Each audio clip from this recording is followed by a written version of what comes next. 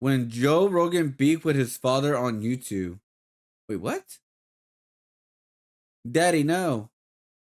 When Joe exposed his own terrible father, my real father was crazy. He was like a psychotic person. It strangely became a TikTok beef. You lied about me. Your father. You owe me a big apology. You'll need a bit of context. Joe was born in August 1967 to Joseph Rogan Sr. and his mother Susan Lembo. As a child, Joe thought his dad was awesome. Well, at the time, I thought that my father was like a hero. I think every kid thinks like that about his dad, especially if your dad is like an imposing figure. But at the age of only 5, his parents got divorced, at which point Joe and his mother moved to San Francisco, where she remarried, giving Joe a stepdad. Meanwhile, his biological father, Joseph Rogan Sr., lived his own separate life as a cop in New Jersey, leading him and Joe to completely lose contact. But as he entered his teens, Joe realized his father wasn't exactly a hero. In a 2015 Rolling Stone interview, Joe explained, "All I remember of my dad," he says, "are these brief violent flashes of domestic violence. But I don't want to complain about my childhood. Nothing bad ever really happened to me. It was just confusing, you know. He was just a very violent, scary guy. After the split, we moved to San Francisco and that was it. Never heard from him again." It was further mentioned that Joe really would rather not discuss the topic, made apparent by its lack of discussion on the podcast. For the first 4 years of the Joe Rogan experience, he never once mentioned his biological father. But all of this changed on episode 118, when Joe began to expose exactly who his father was. All my damaged shit came from my real father before I was 7. My real father was crazy. He was like a psychotic person. He explained some of the worst things that his dad had done. He beat the out of my mother. Like he would be the type to come home He beat like, the out of my cousin. Really? Yeah, he beat my cousin up. He picked my cousin up by his hair, threw him in. He was a big guy, big, scary,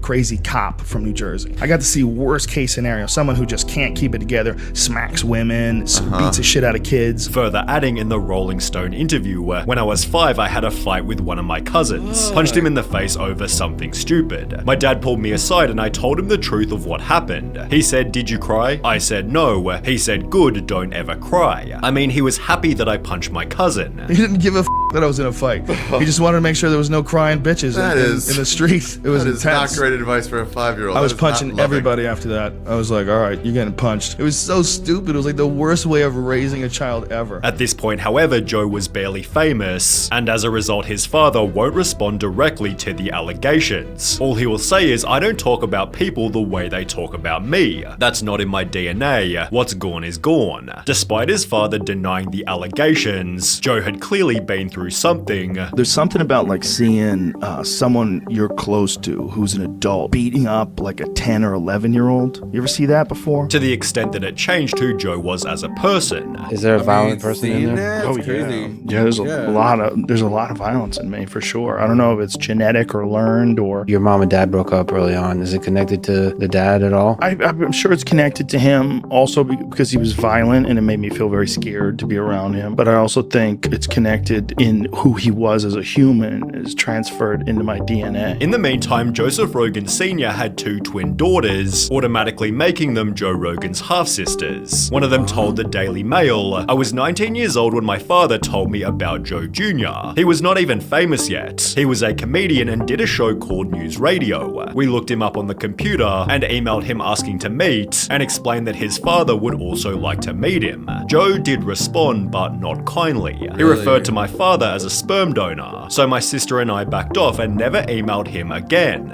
Joe clearly had no interest in reuniting with his father. Did you ever want to meet your dad? Did you ever? See, you know what's funny? My mom... I met him. I knew him until I was like 6. Instead, using the experience as a learning lesson. It made me realize that you can't count on people, but you can count on trust some people. issues, but man. I definitely had That's trust issues for a long right time, there. But become someone that people count on. But while Joe thought his dad wouldn't see what he had said, my parents, well, like regular people, Your no. parents don't listen to this show. They got shit to do. No, they don't.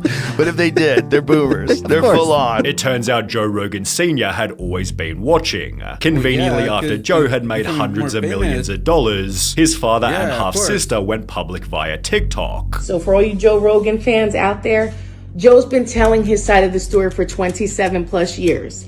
Now it's time for the original Rogans to tell our side of the story. It begins with Joseph Sr. first calling his son out. Lied about me. Your father. Tired of it, Joe. I just had enough. You couldn't handle me. 81 years old. You couldn't handle this guy right here. And when you said I beat up kids, I beat up other women, how could I get away with that? You lied. We all know you lied. You owe me a big apology. Whilst his half-sister supported that their dad did nothing wrong. Joe, you were taken away at a very young age. Unfortunately, you did not get to grow up with the man that we were fortunate enough to grow up with, that my kids are fortunate enough to grow up with. They try to make it seem like they simply wanted to talk. Come here, sit down, and me and you talk.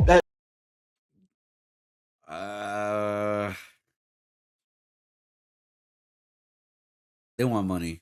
That's it. I won't tell nobody what was said. I'm a stand-up guy. I ain't like you making up stories so I can make money. However, money seemed like the more obvious motive. Yeah. You got all the money, everything, but you know what you don't have? You ain't got two balls. I love when I see the comments. They just want the money. They want the money bag. I have a box, Pandora's box. And if I open it, Joe, things would get really ugly. The video concluded with his father stating this. Family is everything. Leading him and the daughter to get mercilessly roasted. Family is everything. The guy who left his kid. Son, now that you're worth 500 million, I want to fix our relationship. His dad was silent for 27 years about this. He conveniently waited until Joe Rogan was the most powerful voice in the country and worth 110 million to come back into his life and square everything up. If it was about blood, he would have been there 50 years ago making things right. Despite the heavy backlash, Joe's family doubled down, stating on a press tour, "Growing up, my sister and I just had such a happy childhood. I just can't tell everyone enough what a great father we have. God has blessed us." Which I get that if that's your experience, it doesn't mean what Joe experienced pretty much, right?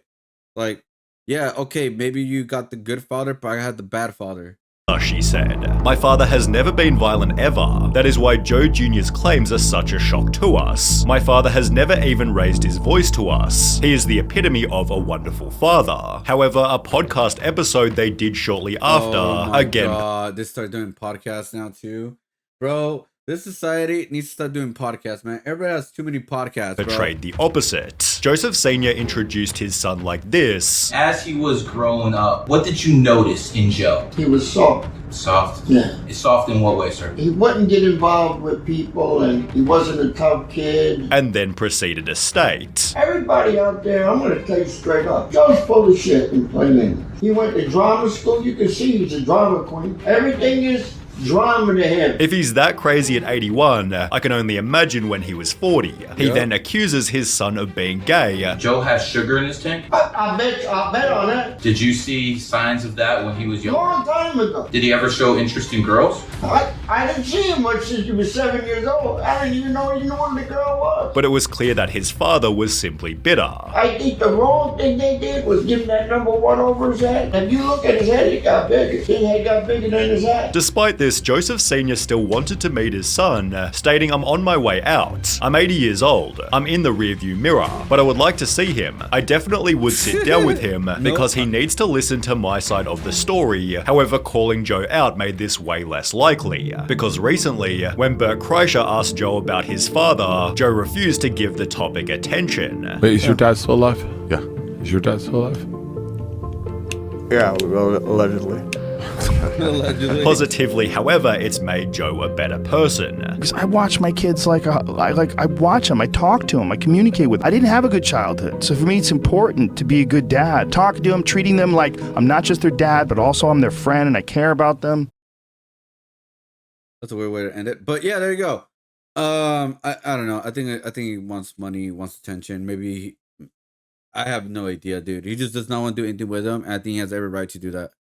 The daughter trying to blackmail Joe without whatever meeting him and him is crazy. The first time you see his dad, he says you couldn't handle 81 years old. Couldn't. Explains a lot to me. Right, that does make sense. And then yeah, him saying that he was gay and all that, and like him saying that he was weak, he was not masculine enough when he was just a kid. That gives you a lot of an intake of how he was as a when the guy was a lot younger. especially like what kind of parent he was. Probably was a very strict guy, and maybe he did beat the shit out of him or what, so many things.